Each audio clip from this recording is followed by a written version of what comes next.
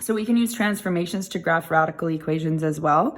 So if we look at example 2 in A, we're going to graph each of the following and state the domain and range. Compare the domain and range to the restriction. So let's look at the restriction first. We don't need the restriction to graph it. So if we take a look at this, the radicand must be greater than equal to 0. So x minus 3 must be greater than equal to 0. So if I move the 3, x must be greater than or equal to 3 is my restriction.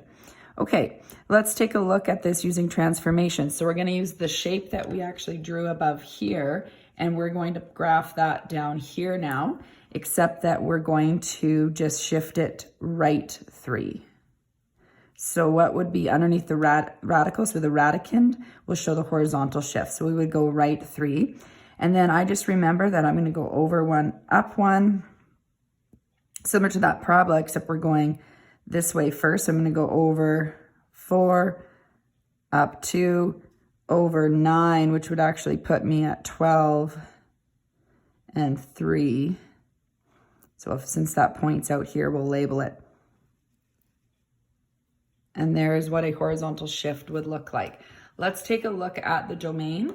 The domain would be x such that x is greater than or equal to 3, where x is the element of all real numbers. You'll notice that the restriction is going to be the same as the domain. So the restriction will tell you the restrictions with the domain. So the restriction